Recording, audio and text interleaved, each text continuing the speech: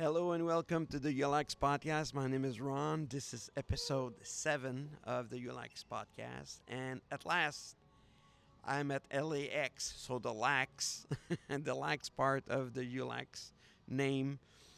And I was planning to do this for a while, and I was obviously waiting for a good opportunity to come to Vegas. You know, I'm not a millionaire. I'm not going to go just fly from Montreal into the LAX so I could do a podcast. And I thought I wouldn't achieve it, even with this plan.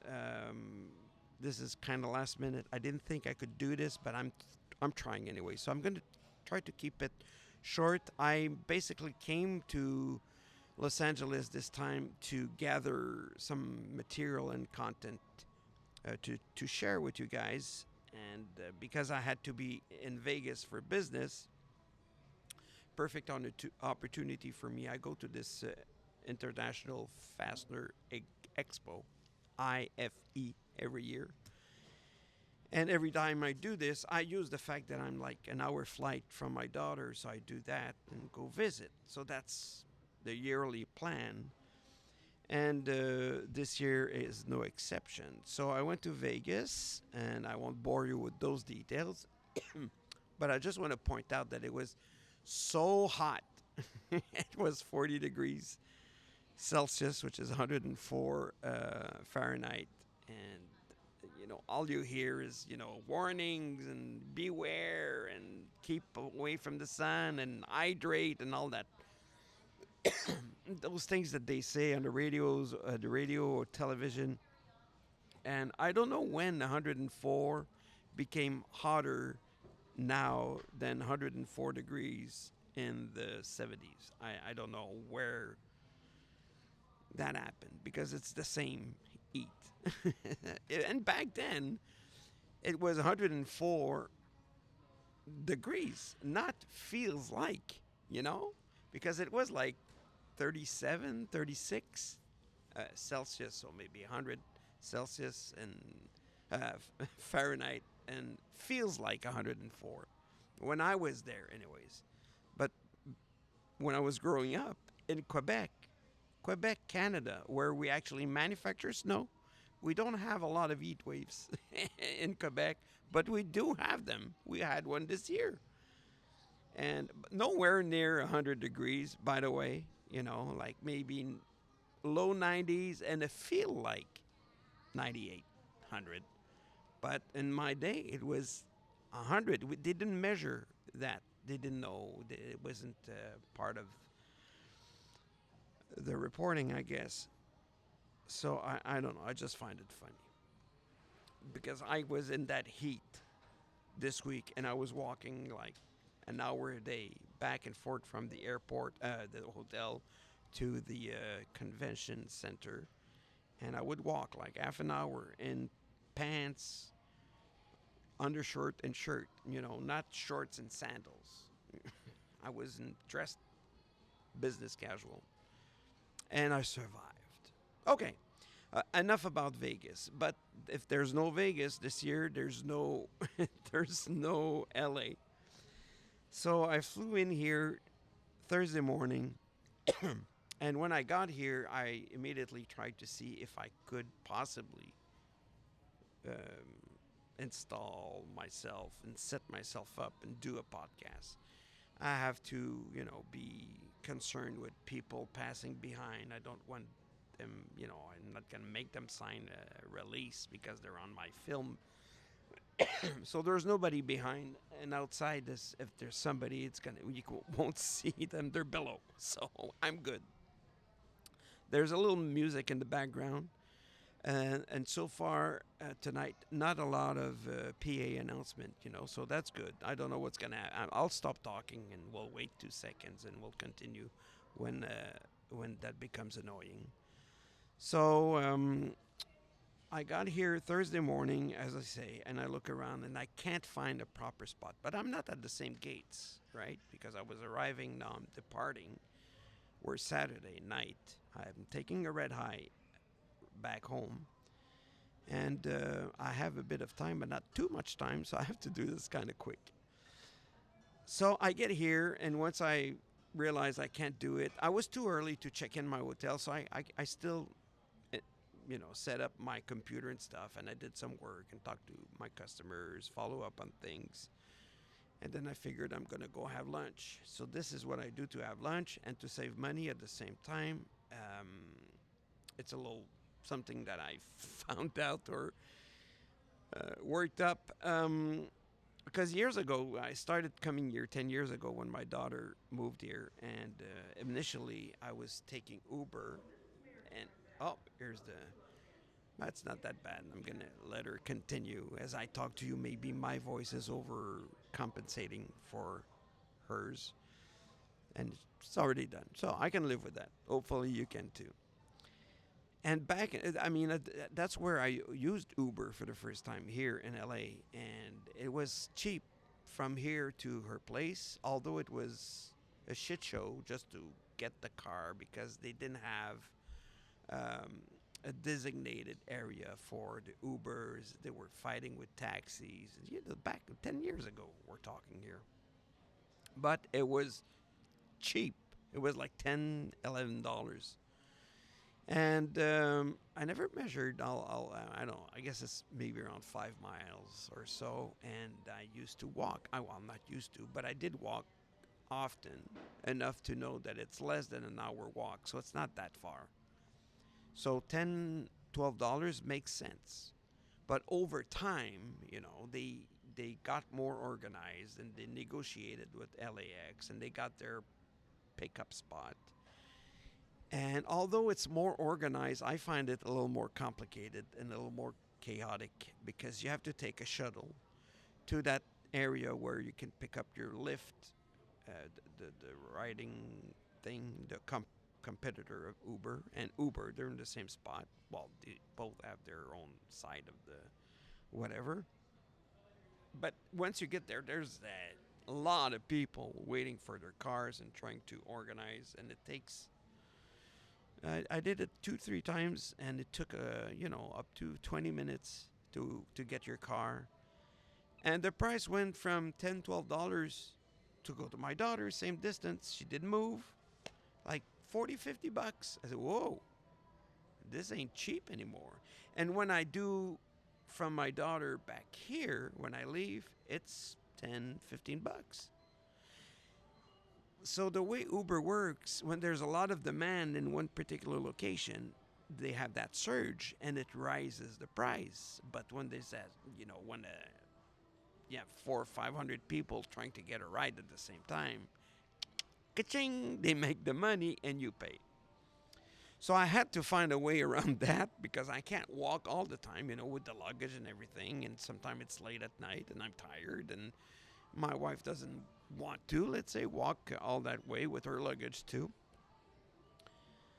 So I thought of doing this and I studied my theory for a while. So here's the best way I found to save some money and make sense. But you have to walk a bit, which is fine, and fine for me anyways. So what I do, I go to the shuttles where you go to the rental cars. And sometimes you have a shuttle with serving different companies. But I think Avis is alone. I don't know that they have a shared ride, but they might have. But this is the one I recommend, by the way. It's better located, and it makes a little more sense it's a little easier to escape.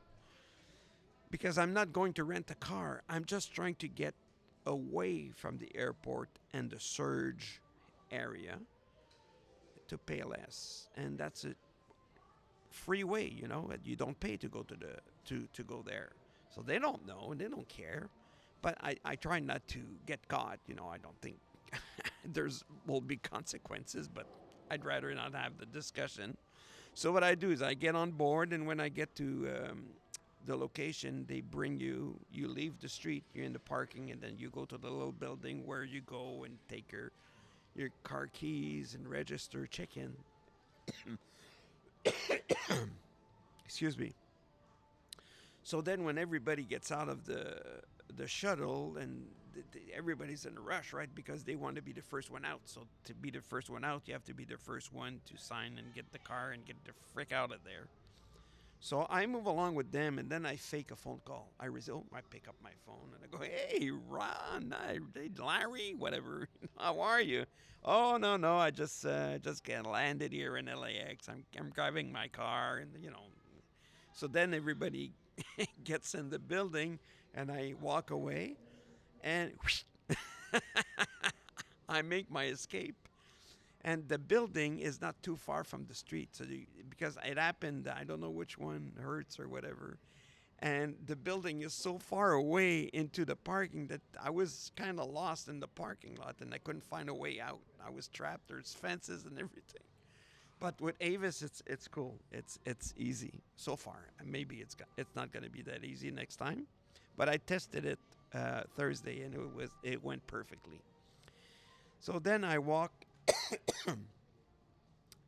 from there to In and Out Burger. Yes. Well, depending. That's not what I did this time. I did the Avis thing. Um, when I, yeah, no, I did the same thing. I did that. I worked here for a few hours because I landed very early, but it was too early to check into the hotel. So I figured I'd work here a bit, which I did. And when I was around 11:30, I did my little Avis exit and walked to In and Out Burger. So In and Out Burger is a Western state chain. I think it started here in LA.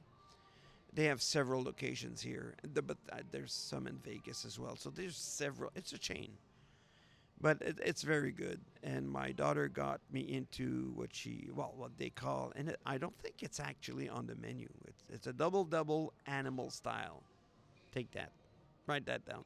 Double animal style. It's a cheeseburger with a lot of lot of benefits, and the fries animal style as well, and it's cheap. I did it today again.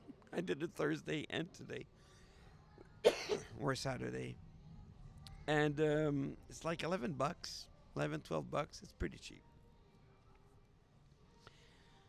And because my and you don't know yet. So from there, that's the trick. Once I'm there, I ate. I'm satisfied. I'm happy. Then I call with the app. You order your Uber, and from there to my daughter. Oh, we're back to $10, $12. So instead of paying 40, $50, I pay $10, $12 for my ride, $10, $12 for my meal. I'm at $20, $25. I save $25, and I get the ride and the meal. It's a pretty good deal. So I recommend it. So you got it. You go to Avis, and from there, In and Out Burger. Oh, it's a short walk, 10 minutes. So even if you have your carry-on, your luggage, it's fine. The weather's always nice here. You're not gonna be stuck in a puddle of snow. It can rain, but it doesn't rain that often. So that's the first thing I did that is worth mentioning to you guys. Then I surprised my daughter because, and I won't get into the details of why. We couldn't coordinate, and then I figured, I'm gonna surprise her. And I wanted to do things on my own as well because I wanted to gather some material and things to talk to you about. So, what I did to surprise her, I checked into my hotel and it was too early, but I could leave at least my luggage, which I did, and I only had my backpack and a few things. So, I went to the beach and I took the bus from the hotel. And I thought, so a senior citizen here is 62. In Quebec, it's 65.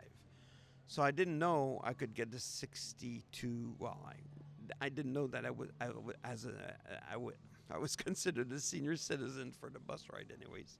But it's 35 cents, pretty good. If you're not in the peak, like when you're rush hour, I think it's 75. So I took the bus all week. Well, all week. I was here 2 days, three if you count today. And I really went around. So I went to the beach near my daughter's place, the closest beach to her. And from there, it's like 20, 25 minutes walk from the beach to my daughter's place. So I took the bus to the beach from the hotel because the hotel is near the airport. I was at the Holiday Inn LAX. So I went to the beach, not to go to the beach per se, but to do this. So I FaceTime her, and I have the beach behind me, the ocean, the waves, and the sun. And so she's going,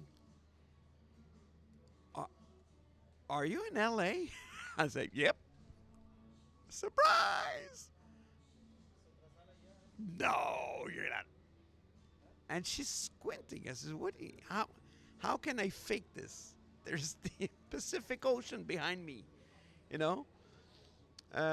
She goes, "Yeah, but oh, I didn't know this, but when you're on FaceTime and you're in a portrait mode, apparently you see the person that's calling you, but the background is kind of blurry." So I didn't know. So she couldn't make it out really. It was very bright and sunny, and the sound sounded oceany, ocean like. But she wasn't convinced, and she said, "I have to go and call you back because I'm waiting for a delivery that I have to sign for or something. So I'll call you right back." I said, "Okay, I'll be here. I'm not going anywhere." So I was enjoying my feet in the water, of course, and so I figured I'd call my wife in the meantime, let her know, what I was doing. Then that it worked and not worked at the same time. And she tells me she just called. So she called to check if I was really in LA and to check if she was with me because she didn't know. She was still a bit skeptical. So when she called back, I think she believed me, but I think there was still part of her that didn't know how this could be a fake, but maybe it is a fake. And I said, "Relax, I'm not coming to stay. I booked a hotel. I won't be spending, the night or anything, but I do want to see you, so I'll be there now in an hour. Is that okay?" And she goes, "Yeah, sure." So it was a lot of fun. Then her husband came, and we were together for a little while. And then later that night, I left to go at the hotel, and that's when I really checked in. So now I have to prepare my Friday, and I want to do things. I'm going to be on my own, and I want to, visit a few things that I've been wanting to see for a while. And it's not always convenient or easy. And, the bus ride I'm fine with it. But to get 2 hours, to take 2 hours to get somewhere sometimes could be a little long. But, when you're determined, you do it.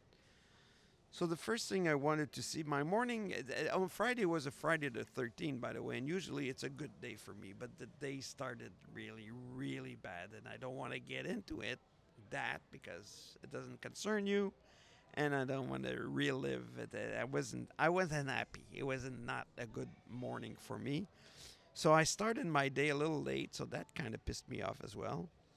And the first thing I wanted to see was the forum at Englewood because of the history there and the hockey back then and the bands like the Eagles and whatnot. So I figured I could go and maybe in the lobby take some pictures, but there was no event that day, so nothing was open. I couldn't see shit other than the exterior, and I went around, took a couple of pictures, and from there I could see the Sophie Stadium. Sophie, SOFI. You, I don't know. Sophie. So far, so good. So, but nothing was happening there either. Green Day was there today. So yesterday was I don't know, sound check or something. I could hear something, but I couldn't see anything, and I didn't want to go. And anyways, so then my main goal was the Troubadour. And my next podcast, I'll tell you everything that happened for me at the Troubadour. I was not disappointed. Let me tell you, I spent a hell of a night, and I have a hell of a story to tell you. And I'll share that with you on the next podcast. But anyway, just so you know, it's a music venue. You look it up, troubadour.com. It's quite easy, and it's been there since I'll tell you that. I'll do my research on the history of the thing, but I know that the Eagles, Don Henley and Glenn Friday met there because of Linda Ronstadt and whatnot, and a lot of big names had their debut in that venue. So it's been there for decades. So I really wanted to go there, but from where I was, I checked with my phone how long it's going to take by bus, and it was like a 2 hour, two buses. So I says, I might as well make sure they're open because I did go a few times, and both times I went in the daytime, which is stupid because they're never open on the daytime. But I didn't know. I thought maybe it was a bar where they had music at night. That's what I thought it was, but it's not that. It's really a music venue that has a bar. Very different. You can't go in there if you don't buy a ticket for the performer of the night. So I check on their website, and there is music tonight. There's music every night, but I don't know when they open and what. So I call, make sure. Somebody picked up, and it's mid-afternoon. So I asked, hey, I have a couple of questions. Sorry to disturb you. Are you guys open today? He says, we open at 7. I said, okay. And do you have music tonight? She says, of course, we have music every night. I said, all right, how much are the tickets? And she goes, if you come to the box office and pay cash, it's $28. Pretty reasonable. And they had 3 acts. Pretty good. Sorry, I don't know what's going on here. It's very dry and I don't have water. I should have thought of it. So I said, all right, I'm in. I'll see you later. And I hang up. And then I was waiting for the bus. But while I was waiting, I did that to save time. Get on the bus. I call her right back with another question. I say, me again. Sorry to disturb your last question. Do you guys have food there? Can I eat there? And she goes, yeah, no problem. It's bar food. That's, burgers, hot dogs, cheeseburger. And, all right, grilled cheese. I said, perfect. So I got there. It was around 5. So obviously they're not open. And they're really not open. The door is nothing. I can't see anything from the street. So, okay. So I walk on the street, and the Dantana's is literally 2 doors away. And the Dantana's is a very famous Italian restaurant.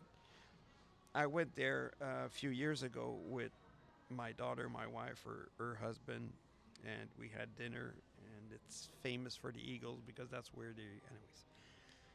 Doesn't matter. I said, okay, I'll go have a beer there. And they have a nice bar. So I go there, and it's jam-packed. There's no way I can get in there. Okay, well, strike one. So it's on Santa Monica Boulevard in Beverly Hills. So there's a lot of bars. So I find a spot. I have a couple of beers. And so eventually I get closer, and around maybe 6 o'clock, the doors open. So I walk, and I see the doors open, and this guy, big guy, the doorman, they're all a little bigger than me. And I said, can I go in? He said, we open at 7 with a very deep voice. I said, oh, okay. But I thought maybe I could eat before the show. He says, you can eat at 7. Oh, okay. I said, all right, I'll have to try to kill an hour. He says, well, there's a park over there. You can sit. There's a bench and everything. I said, all right. So that's what I did for a while. Then the line started to form. So I stood in line, and I waited my turn, and eventually I got in. What happens after? You'll have to tune in to the next podcast. It was a lot of fun. I had a great time. I went back to see my daughter today before leaving. I went back to the beach before the beach. I went to In-N-Out Burger again. And I ended up having a Subway on the way back. And they have that Subway series that they have here that we don't have in Canada. And I recommend the Boss. It's a meatball sub with pepperoni and provolone. Very good, very good. I had it in Vegas, and I had it here. So it's very good and cheap, so why not? And then I made my way here to do this podcast, or 24 minutes in. So that'll do for now. And that's about it for this one. And I'll see you on October 3rd. Well, actually, I don't see you. You see me from October 31st, and then it's there forever, I guess. I don't know what happens once you're dead. Who takes care of it? Um, but it'll be there a while. So hopefully you'll join me. And until then, well, play safe, as I say. Take care.